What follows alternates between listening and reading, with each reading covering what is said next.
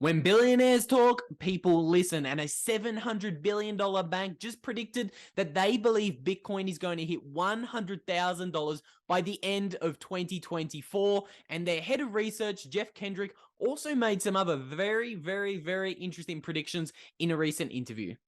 Money is seeking that truly safe home, which is Bitcoin. It was the first on the market 15 years ago. Sort of like a stepping stone, if you like, to get to that 100,000. And quite a few of those steps should be achievable in 2023. So today I'm going to show you guys the secret maths behind Geoff Kendrick's Bitcoin prediction. I'm going to also show you what most people do wrong with their Bitcoin maths predictions. And we're also going to look into what Standard Chartered Bank could potentially know about Bitcoin, because I think it's very interesting that they are not the only multi-trillion-dollar bank in America that is currently accumulating Bitcoin at record rates. We're going to talk about Bank of America and Fidelity a little bit later on, but let's get straight into the maths of this one, okay? So most people assume for Bitcoin to go to $100,000, what we need to see is Bitcoin at a $2.1 trillion market cap. So today, Bitcoin is around $600 billion in size. We can see that we only need around $1.6 trillion of new capital to flow into Bitcoin to push it up to that market cap of $2.1 trillion, which would give us $100,000 price tag per Bitcoin, and that is wrong. That's correct. That maths is 100% wrong, and this is why.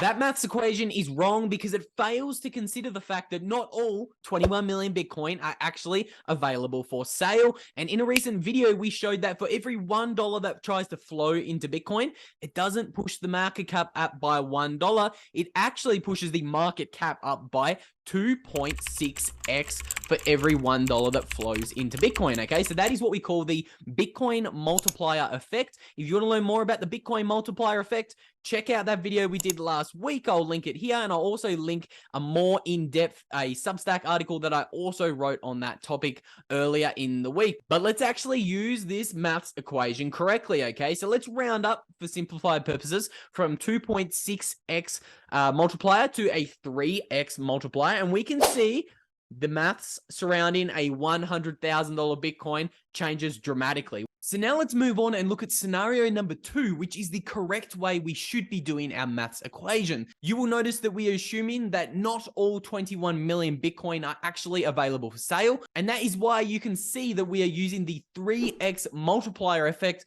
for this maths equation. So the current market cap of Bitcoin is around $500 billion at the time of recording, and we know for a $100,000 Bitcoin price, we need a market cap of around $2.1 trillion. And now this is the interesting part to pay attention to. You will notice for this maths equation, when we have our 3x multiplier, we only need around $0.533 trillion of capital to flow into Bitcoin to get us to that $2.1 trillion market cap. That maths is interesting. It's a little bit bullish, but it is not as bullish as what I'm about to show you guys, okay? Firstly, Standard Chartered also made another Bitcoin prediction recently. They said that if the US defaulted on its debt with the upcoming debt ceiling fiasco currently going on, they expected Bitcoin could nearly double in price and shoot straight to $50,000 quicker than most people could actually expect it. Obviously, we know that the US has actually changed its debt ceiling on 59 different occasions, so I think it's very unlikely that the US is going to default on its debt. We talk about this a lot on this channel, okay? The governments have a magic money printer. They are never going to default on their debt. They're not like you and I, okay? There's no bank who's going to come and seize the government's house, okay? It's not going to happen.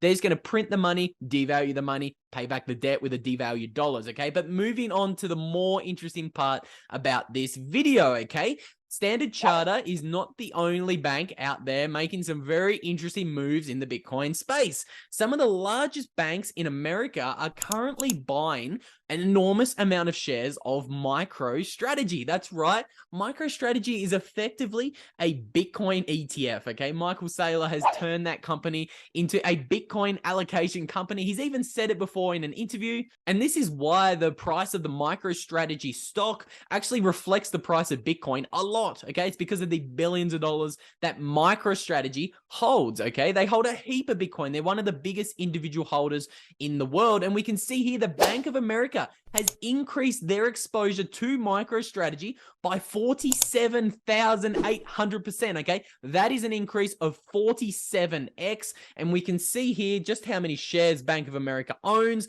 They own $59 million worth of MicroStrategy stock, which is actually a 2.37 stake in MicroStrategy itself. So another really interesting name on this list is Fidelity. They've increased their Bitcoin exposure by 28,000%, which is an increase of 28x in the last year alone. They own a 1% stake in MicroStrategy, but a more interesting name really jumped off this list for me, and that is actually BlackRock, okay? BlackRock owns a 6% stake into MicroStrategy, which is a de facto Bitcoin ETF, and it's really interesting that in public, BlackRock is saying, look, we're an ESG friendly company. We're trying to only make investments that are good for the environment, society, and governance, okay? And it's really interesting that they're very heavily invested into Bitcoin, holding a $156 million position in MicroStrategy. And we're going to dive a little bit deeper down this BlackRock rabbit hole in a future video where we talk about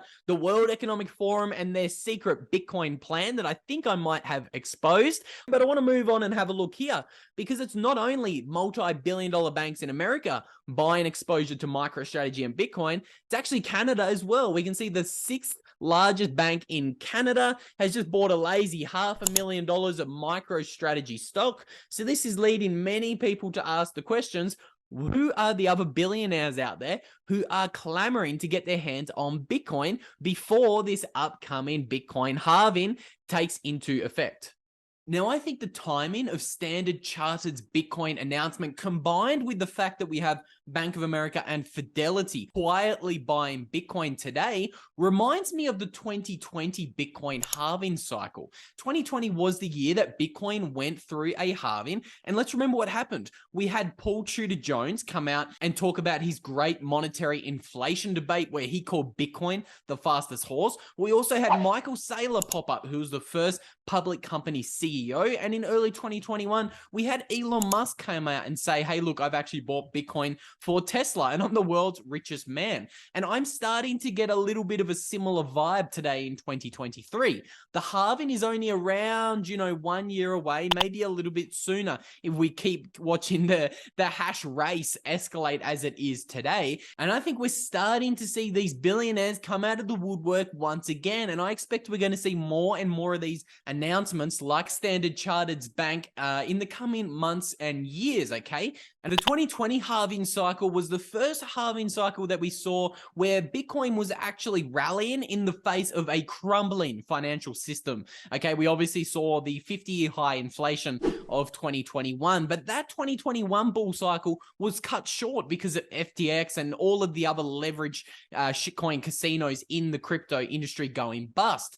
I think it's very interesting that in this 2024 upcoming Bitcoin cycle, what we're going to watch is even less coins available for sale on exchanges, and we are also going to see the world react to the price of Bitcoin going up in the face of even higher and even more dire inflation figures all around the world. For example, in 2020, there was only 15 countries with inflation above 10%. And in 2021, there was again only 17 countries with inflation above 10%. But by 2022, there was 88 countries from all around the world with inflation above that 10% threshold figure. So I'm going to be really interested to see how these countries with enormous inflation react to the price of Bitcoin pumping in this 2024 Bitcoin bull cycle. You can actually notice in some of these countries who are suffering from enormous inflation, their Bitcoin cycle already looks different.